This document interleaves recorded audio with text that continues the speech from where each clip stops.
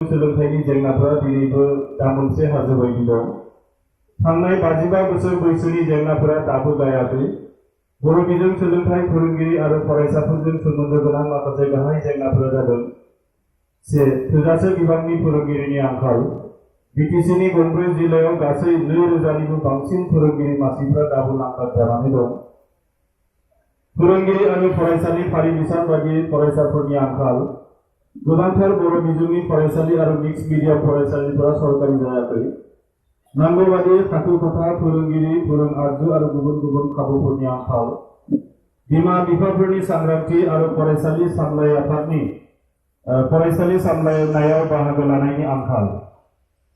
बेफोर जेंनाया बर' बिजों गायसनजेननायावबो दंमोन आरो दिनैबो दं। अब्लाबो नाथाय आथिखाल थासारियाव बेफोर जेंनाफोरा समाजनि थाखाय रुजुथावै जाबाय, जायनि थाखाय बर' बिजों सोलोंथाइनि इयुना दिनै गोबां सोंथिफोरनि सौग्रावनायाव फैबाय। सरकारनि सोलोंथाइ बिथांखि आरो इंराजि बिजोंनि गावारि खोन्दोनि फरायसालिफोरनि गाग्लोबनाया बिमा राव सोलोंथाइनि अरथाइखौ सेबबोगासिनो। जों बयबो मिथिगौ, आसाम सरकारा थांनाय 2012 मायथाइनिफ्राय आसामाव मोनसे गोदान सोलोंथाइ आयेन लाबोबाय, जायखौ आसाम एजुकेशनेल इन्स्टिट्यूशनल पोस्ट प्रभिन्सियलाइजेशन एक्ट 2012 मुङै मिथिनाय जायो। बे आयेननि गेजेरजों फोरोंगिरिफोरनि मासिफोरखौल' प्रभिन्सियलाइज खालामनाय जाबाय, नाथाय फरायसालिफोरखौ प्रभिन्सियलाइज खालामनाय जायासै आरो फोरोंगिरिफोरनि बे मासिफोरखौ प्राइभेट एबा पार्सनेल पोस्ट थाखोआव दोननानै अरायथा नङै खालामनाय जाबाय। थारमाने 2012 मायथाइनि जि पोस्ट प्रभिन्सियलाइजेशन एक्ट, बे एक्टखौ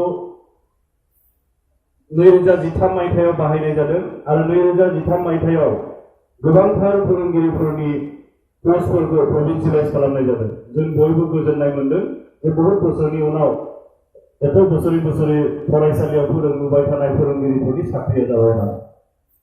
किन्तु जों गमखौनो मोनासै, गोबाङानो मिथिस्लाबाखिसै जे फोरोंगिरिफोरनि मासिखौसो प्रभिन्सियलाइज खालामबाय, फरायसालिखौ प्रभिन्सियलाइज खालामाखै। आरो बे फोरोंगिरिफोरनि मासिखौबो पार्सनेल पोस्ट हिसाबैसो प्रभिन्सियलाइज खालामनाय जाबाय। माने बै फोरोंगिरिया रिटायार जानायजों, बै फोरोंगिरिया मानिबा कारनाव अबथिरा थैनायजों, बै फोरोंगिरिया मानिबा कारनाव रिजाइन होनाय लोगो लोगो बे पस्टआबो गोमालांसिगोन, जोबलांसिगोन। दा स्कुलखौ प्रभिन्सियलाइज खालामाखै, फोरोंगिरिफोरखौल' प्रभिन्सियलाइज खालामबाय। फोरोंगिरिफ्राथ' रिटायार जाखासिगोन, सोरबा अबथिराबो थैगोन, सोरबा रिजाइनबो होगोन।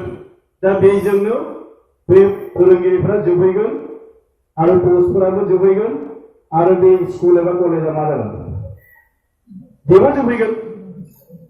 प्राइभेटाइज खालामनायनि बे मोनसे बिराद स्ल' प्रसेस, मोनसे बिराद मोजां डिजाइन, बेखौ सरकारा खालामलांबाय। बेनिफ्राय बे आयेननि गुबुन मोनसे दफाजों गंसे गुदि एबा गेजेर फरायसालियाव थानांगौ फोरोंगिरि आरो फरायसानि फारि बिजाबखौ 30:1 खालामनाय जादों। 30:1 होननानै जायखौ बुंदों, जायखौ पिटिआर मुङै मिथिनाय जायो। पिटिआर बायदियै फरायसालि बिसानथायै फरायसालिफोरखौ गुबुन गंसे फरायसालिजों सरजाबनाय स्कुल मार्जार आरो 1 किल'मिटार जानथायनि बेंखनाव थानाय गुदि गेजेर आरो गोजौ फरायसालिफोरखौ एमालगेमेशन खालामनाय आदबजों 2018 मायथाइयावनो गासै गं 737 गुदि आरो गं 1704 नं गेजेर फरायसालिफोरखौ सरजाबनाय जादों। थामहिनबा सरकारि फरायसालिनि बिसाना गं 2441 खमिदों। थारमाने सरकाराथ' ओरैनो सरकारि फरायसालिफोरखौ उठायनो हाला आरो आथिखाल सरकारनि आन्दोनि पलिसिया जाहैबाय, दहाय बिथाङा एसे बुंलांदों, मिनिमाम स्कुल मेक्सिमाम टिचार, माने स्कुलनि संख्याया खमिनांगौ, अनजिमाया खमिनांगौ आरो फोरोंगिरिफोरनि संख्याया बारा जानांगौ, नांगौ बायदि फोरोंगिरि थाजोबनांगौ। बेनिखायनो सरकारा गोदानै साख्रि सोरजियालासिनो, गोदानै साख्रि थिसनालासिनो फरायसालिफोरखौसो खमायनो नागिरबाय आरो बे फरायसालिफोरखौ खमायनायनि मोननै फर्मुला दिहुनबाय। मोनसेया जाहैबाय एमालगेमेशन। एमालगेमेशनखौ बुंदों गुड एडमिनिस्ट्रेशन, सिंगल एडमिनिस्ट्रेशननि थाखाय। बे माने हाई स्कुला एमइआ एलपि, एलपिआ अंगनबादिखौ बुजिनो हायै बायदि बेबायदि मोनसे सासनाव लाबोनो थाखाय बेखौ खालामदों। बे थिग दं बारा, बेखौ मानिनांगौ जाबाय।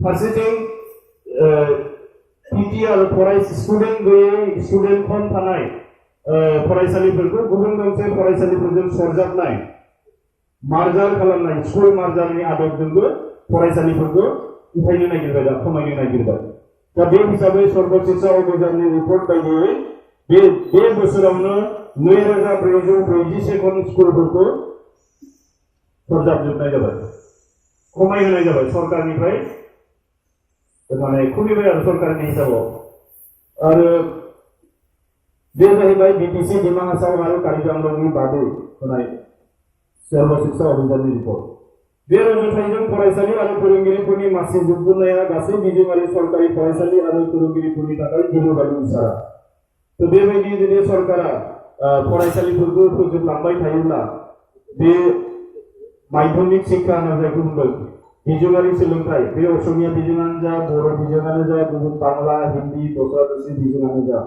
बे मोनसे जोबोद खहा जानो हागौ जानाय फैदों बिटिसिनि बेलायाव बर' बिजोङा मा जानो थांगासिनो दं बे पिटिआर गैयै थामहिनबा जेराव गंसे फरायसालियाव खमैबो 30सा फरायसा थानांगौ बेयाव गासै 15 जननिसिमबो खम थानाय 15निसिमबो खम फरायसाफोर थानाय फरायसालिफोराबो गोबांथार दंसै जोंहा दा अकल क'क्राझार जिल्लायावनो बेबायदि गं 52 गुदि फरायसालि दं जेराव गासै एनरलमेन्टआ 15निख्रुइ खम बेनिफ्राय चिरां जिल्लायाव गं 32 बर' बिजोंनि गुदि फरायसालि दं जेराव गासै फरायसालि बिसाना 15निख्रुइ खम बाक्सा जिल्लायाव गं 47 फरायसालि दं जेराव गासै फरायसालि बिसाना 15निख्रुइ खम बेबायदिनो उदालगुरि जिल्लायाव गं 56 गुदि फरायसालि दं जेरावहाय गासै फरायसालि बिसाना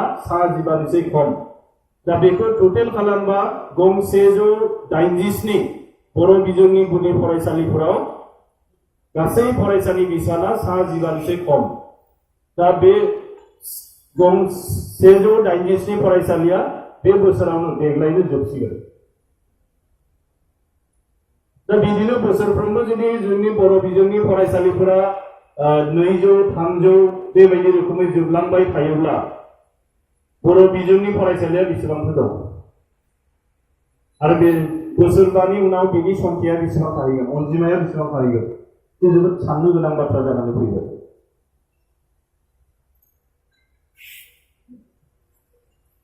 दाना फैदो गावारि सोलोंथाइनि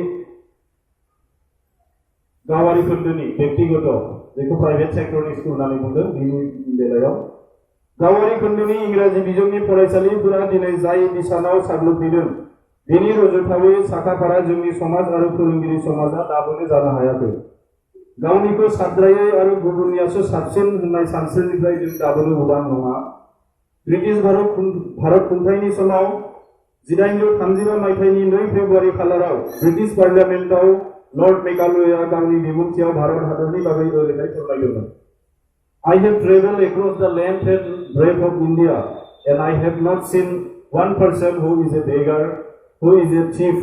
Such wealth I have seen in this country, such high moral value. People of such caliber that I don't think we would ever conquer this country unless we break down the very backbone of this nation, which is her spiritual and cultural heritage. And therefore I propose that we replace her old and ancient education system, her culture. For if the Indians think that all that is foreign and English is good and greater than their own, they will lose their self-esteem, their native culture, and they will become what we want them, a truly dominated nation.